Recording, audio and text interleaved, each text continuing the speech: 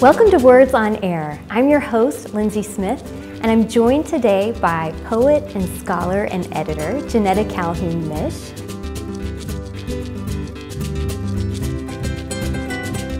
Thank you so much for being here. You've had the opportunity to serve as Oklahoma's Poet Laureate. Can you tell us a little bit about what that experience is like and why it's important?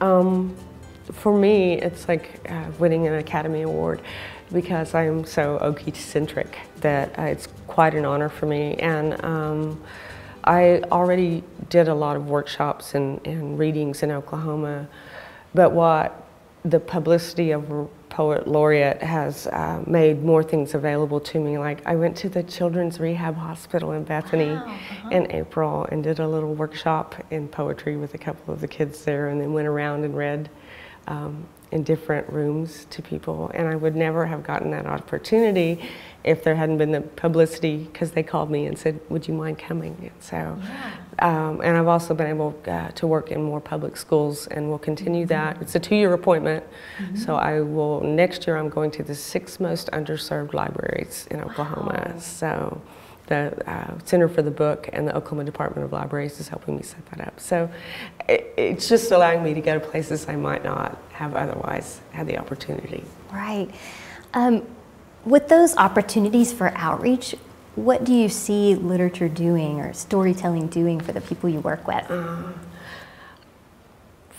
Especially for students.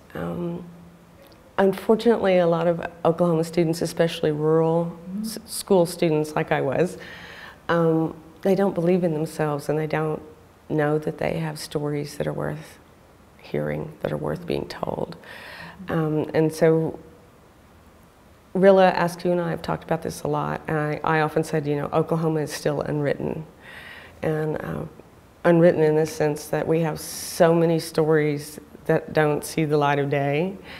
And also because for many years it was outsiders writing us, and they never get it right. Just like they never get our accents right on television or in the movies. And so for everyone, like I'm going to a senior citizen center in Yukon on Sunday.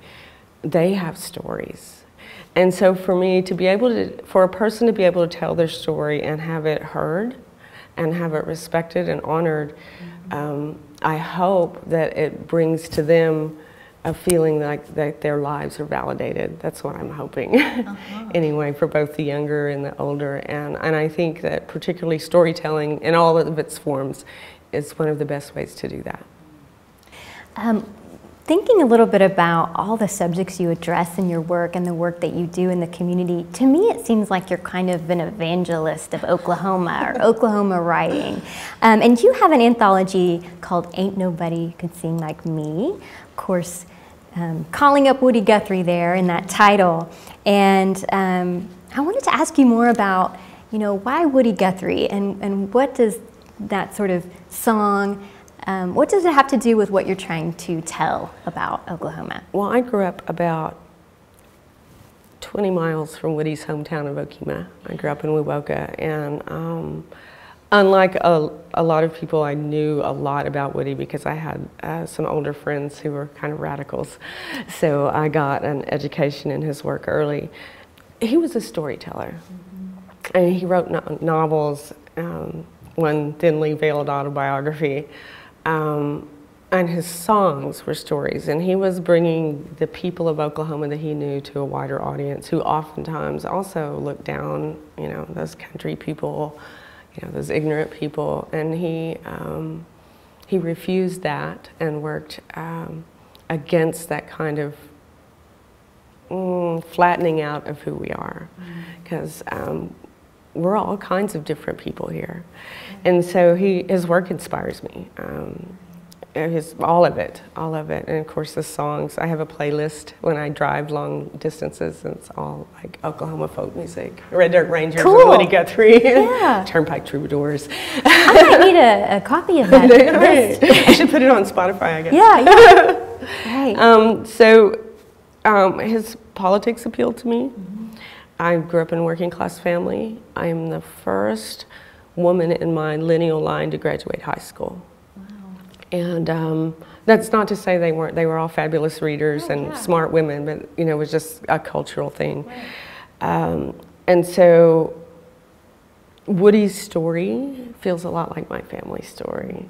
As a matter of fact, this is my sharecropping family on the front cover of my last book, Work is Love Made Visible. So I just saw all these parallels. It felt like he was guiding me. You know, there's a term for that. A lot of the musicians and writers who look to Woody, we call ourselves Woody's children. Wow. So well, you mentioned the importance of telling the story of this place in an accurate or respectful way, and I think you mentioned accents, and you've used the words vernacular poetry before, or vernacular writing. Could you explain a little bit what that is? Well, actually, the very first book written about vernacular writing was written by Dante.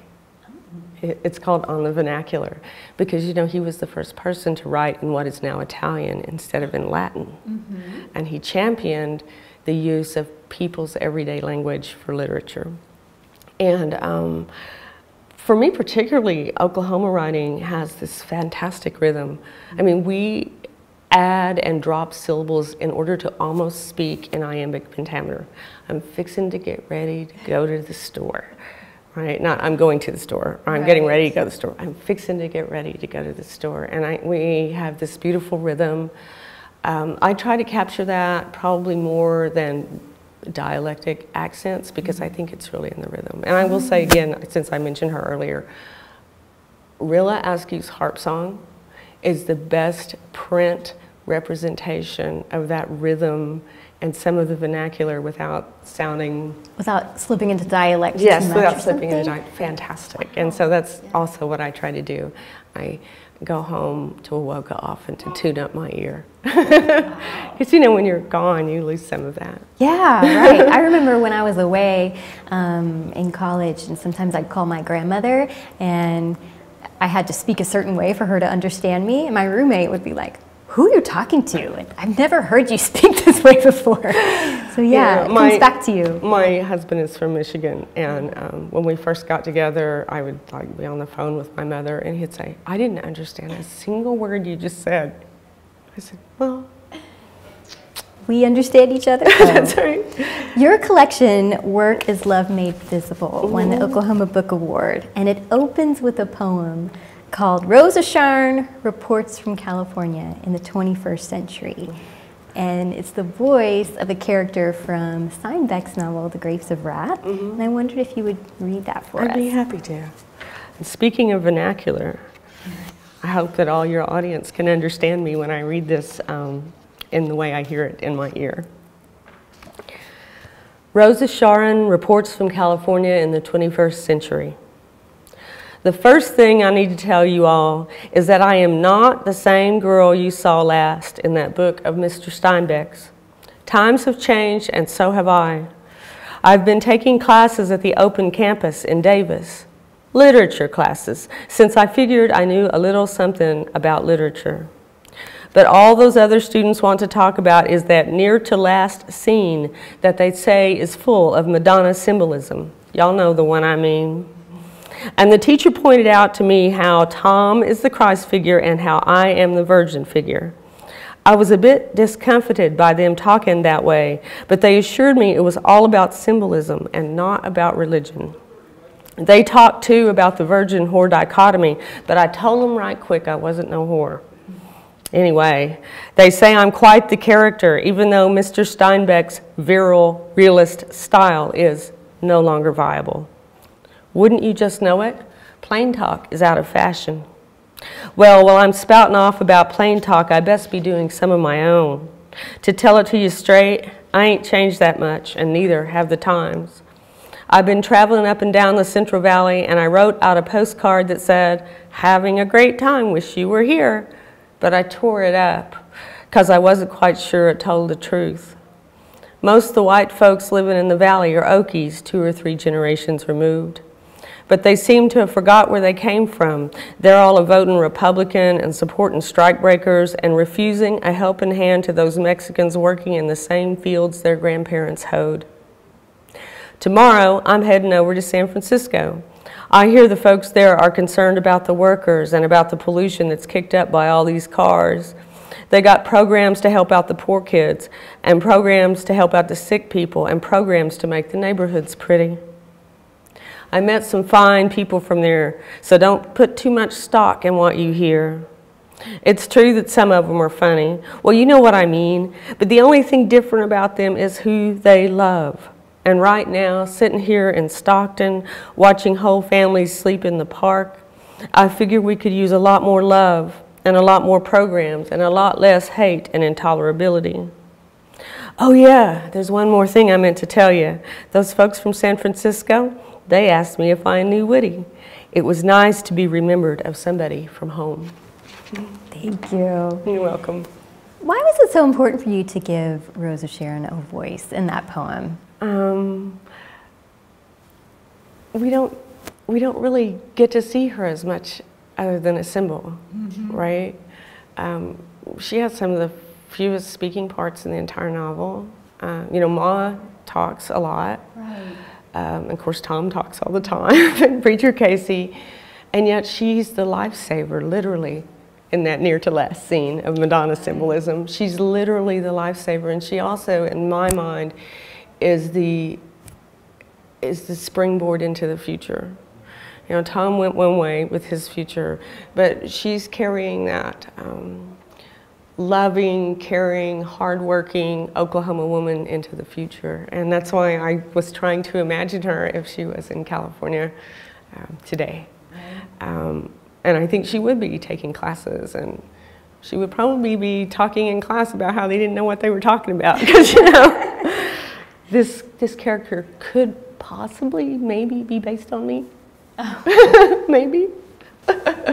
Probably many people. Yes, right? Probably many people. You have a poem that's paired with a photograph in that same collection of your great-great-grandmother. Yes. You have a poem called My Great-Great-Grandmother Writes the Perfect Poem. Yes. Why don't you share a little bit of that with us, and we'll think about maybe some ways that those two poems connect. Okay. This is My Great-Great-Grandmother Writes the Perfect Poem. Mary Ellen stands outside the Busy Bee Cafe, a corrugated metal building with a hand-painted open sign, its shabbiness evident in the harsh light. Her left thumb is hooked over her pocket, her tiny wire glasses almost invisible in the photograph taken in Tonopah, Nevada. It was the late 30s and the town was dying. Silver mine dust settled everywhere on cafe tables and on windowsills and inside her faded bedroom. When Mary Ellen was 30, her husband and 2 sons died, poisoned with some unknown substance while camped in a lovely clearing at the side of the road. Found with their faces blue and their coffee cups half empty, the banked coals still warm from the night before. When she recovered, she remarried, and her new husband took her out to Tonopah. Maybe her bruised heart found a home in the desert, that sparse land with no trees and few rivers, so different from lush North Texas. She wrote poetry there, at a red-checked, oilcloth-covered table in the Busy Bee Cafe, whenever she wasn't serving the dwindling stream of customers or bussing worn-out tables or washing chipped dishes. She mailed her poems to the Christian Science Monitor, and they published more than one. Delicate, intricate Victorian verse, rhymed and metered. But I believe her perfect poem is written on the back of the Busy Bee photograph, where, despite the sorrows of her life and the rusting facade, she wrote, "This is where I feed the hungry." That last couple of lines there, those last lines to me really speak to that Rosa Sharon voice as well. What are you trying to accomplish by putting those two poems together in the collection? It kind of goes back to what I said about, you know, Rosa Sharon bringing this into the future, but my great-great-grandmother and her would have been the same age if she were a real person, right? Wow. And all the Oklahoma women that I know and love closely, they're strong women, they're caring people, they're always looking out after other people. We don't see much of that, right? And I wanted to bring these two women. I really feel like those two poems are like the center of this book, and all the rest of it comes out from there. So it's about place, it's about home, it's about the importance of women in especially country and rural cultures, and how their voices haven't been fully heard. So yes, so they talk to each other in between the covers of this book all the time. My great-great-grandmother's daughter, Bessie, who was my great-grandmother, who I knew very well. She didn't die until I was a senior in high school. She actually started the first free school lunch program in Oklahoma, as far as I know. Wow. In the town, it was called Dillard Oil Field then. It wasn't even a town. It was called Dillard Oil Field. It's down in southern Oklahoma. And my grandmother came home hungry day after day. And my grandma's going, "Why are you hungry? I sent you a lunch." And then my grandmother said, "Well, you know, there's a bunch of kids that are hungry, and I just gave them my lunch because I knew when I got home you'd have cookies and milk." So she went around to the people in the oil field and gathered up money, and she cooked in her house every day for all the children. You know, it was like probably 10 or 12 kids. Yeah. For all the children, so that it wouldn't look like she was just feeding the kids who didn't have money to maintain their dignity. So it's such a sensitive reaction to that kind of situation. I think is an interesting part of that piece of Rosa Sharon that we learn about. And a lot of that was based in the older kind of rural and country and working class understanding of religion, right? This was a religious act because, I mean, Jesus fed the masses, so we should also, you know, kind of the Jesus and the Woody Guthrie song, right? So, yeah, I'm trying to make them more complex than the way they're seen otherwise.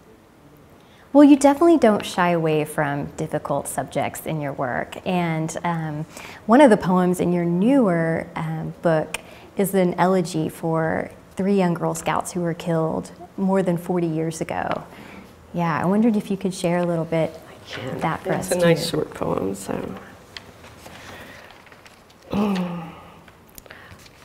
The title is That Summer, and it's in remembrance of Lori Lee Farmer, Doris Denise Milner, and Michelle Goose, victims of the 1977 Oklahoma Girl Scout murders. That summer was strange, an anomaly, a bad movie suddenly real. Did the cute, dumb girl die first? The news shimmered and shook, rocked our world like never before. But the ghosts of Shoto were stronger than an earthquake, that old camp with its log cabins built looming over a night heron-haunted lake. The woods behind, dark as a serial killer's heart. We shivered in our tents while you died in yours. How could I have known the North Star whispered a dark secret to the wind? How could I have known the ghosts heard it too?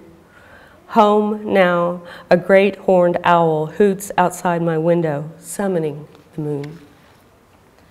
Why did the death of those girls move you so much? Well, for one thing, I was in the next camp over at Camp Wallahili, the campfire camp, and that was the year we stayed in the tents that were a long ways away from the rest of the camp and closer to the Girl Scout camp. And they packed us all up, and we didn't know why. They said there's an emergency and everybody has to leave. And of course, then when we got home, it was all over the news. And it's really strange because this is a really strong memory for me, but I only wrote this poem a couple of years ago. And I didn't think that was what the poem was about. The poem just started happening, and I went, oh my gosh, it's for them. And again, you know, Oklahoma women, there's been a lot of talk and writing, but those girls' voices were literally extinguished. And we don't get to hear from them. So I was hoping that I could have a dialogue with them in the poem and saying, we haven't forgotten you, right? Well, in your essay collection, Oklahomeland, you also address some of these histories of violence in your town of Wewoka and other places in Oklahoma. And we were chatting a little bit before about how often these stories aren't recognized or understood by people. We don't necessarily always tell these stories in our schools. And I wonder at what point we're responsible for those stories anyway. What do you think about how we do a better job maybe of sharing those histories? Well, I'm hoping that doing things through literature is one way to bring people in. I have a really deep belief, and actually my dissertation is on how empathy inside of a poem can work to bring people who don't know, or bring people who have no idea of that kind of experience to understand the people who are in the literature. Yeah. So it's hard for me to answer that question about responsibility because I'm pretty hardcore about it. My grandmother told me when I was a little girl that the difference between ignorance and stupidity was ignorance was simply not knowing. Stupidity was having the opportunity to know and not taking advantage of it. And so that's my line, you know, especially today. If you want to know about Oklahoma history, go to the History Center. They have a fabulous research. They put out all these books. Google it, you know, the Tulsa race riots, the Osage murders, you know, which are now a subject of a big book. And I have all these Oklahoma friends going, well, we didn't have any idea about that. Well, Linda Hogan wrote a book about it 25 years ago called Mean Spirit. And so it's all there. If you want to know, I think you should be able to know. And I think it's extremely important that although we can't change things now, that people who are not people of color in the state, we can't change it, but we should take cultural responsibility for it and act today to make things better. So, sorry about that little lecture. I learned a lot from it. I wanted you to speak a little bit about your work as an editor as well. Oh, okay. What was that, 2004 or 5, I started a small press called Mongrel Empire Press. And using the word mongrel was intentional. Someone wrote to me at some point and said, that's a horrible word, why would you use that? I said, no, I'm reclaiming that word. Because Oklahoma's mixed. We're mixed everything. We're mixed ethnicities, mixed races. We have the cross timbers where we have flora and fauna for 6 different ecosystems in one place. It's just who we are. And I wanted to claim the good parts about that, because the mongrel dogs are always the smartest, right? And so it started, we published, our first book was Nathan Brown's Not Exactly Job, Nathan, who has also been Poet Laureate of Oklahoma. And I really thought that's all we were going to do. And then people started writing and saying, you have a press? And it just kind of kept going. And now I think we've published 42 books. I do about 5 or 6 a year. It's about all I can manage. We concentrate, I particularly like to help develop authors from Oklahoma. I will, you know, their manuscript might not be ready, and I will spend a lot of time with my people from Oklahoma to help get it to be a good book, because again, it's about telling those stories, and this is one of the ways I can help get those stories out. I have a rather large list of Native American poets. One, Jodelle Tate Nevakoya's Leaving Holes won an Oklahoma Book Award a few years ago. And I also, because of my own personal life and my scholarly interest, I publish a lot of like what could be called working class books, working class stories. I mean, one of my authors has no degrees at all, and he's a self-taught writer, and James Murray. And he wrote this beautiful collection of short stories, right? And they're all from looking from, you know, as they say, from the bottom up instead of from the top down. And so basically I'm publishing books I want to read. It's a great thing. It's really so much fun. Yeah. Well, it sounds like you have such an important role as a mentor. So what do you think we need to do to promote and develop Oklahoma writing more? Oh, we need every university in this state to teach an Oklahoma literature class. Every single university. There is one at OU, taught by Susan Cates. One at OSU too. And there's, oh good, there's, who teaches it at OSU? I teach it sometimes. Awesome, so great. So you're doing that, but it should be like in high school where you have to take Oklahoma history. Right. You know, you should be at least strongly encouraged to take an Oklahoma writing course. Right. We have a phenomenal history of writing. H.L. Mencken was in love with Oklahoma writers in the 20s. He published so many of them. I have an ongoing research project on Oklahoma writing from the first thing I can find to about 1939. You know, it just keeps growing and growing. I found a chapbook by a woman from Krebs that was published in Muskogee. So you would have to take the train up there, and I traced her down through the Cherokee Phoenix newspaper, because they would say, oh, she's in town, you know, she's come to get a new copies of her book because she's all sold out. There is the Oklahoma Writing Collection at the Oklahoma Department of Libraries, the library building that's up by the Capitol building. It's one whole room that anyone can go into. You don't have to have a appointment or anything. They just ask you care for the books, and there's just row after row after row after row of Oklahoma books. That's something I try to do. I give a lot of talks about Oklahoma literary history. I gave one at the Oklahoma History Center this summer, and people are just astonished, and they're like, really? All that writing came out of Oklahoma? I said, yes, and not only that, it continues to. Right. There are a lot of people who are working. Dorothy Alexander, she has Village Books Press. She had a press in Oklahoma before I did, and she's one of my mentors, and she publishes, she gives talks. There's readings all over the state. In the greater Oklahoma City area, there's about one a week in different places, public readings. So there's so many of us still here and still writing and writing from here. And that doesn't even count the people who went somewhere else for work or to go to school who still write Oklahoma-centric work, like Lauren Graham, who won the Oklahoma Book Award last year, like the fantastic and amazing poet Dean Rader, who's from Weatherford. I've kind of made it my mission to help people know and to network other Oklahoma writers who maybe don't know each other yet. Bring people together. Oklahoma Today, under both Steffi Corcoran and now Nate Gunter, has been doing, they do a fantastic job. They publish poetry. Yeah, right. Right, by Oklahoma writers about Oklahoma. Yeah. And so it's happening. I just, I don't know how to broadcast it. It seems to be more like evangelism, like you said, like person to person instead of broadcast. So we'll see what happens. But I would like to see that Oklahoma writing class in every college. Well, thank you so much for joining us today, Jeanetta.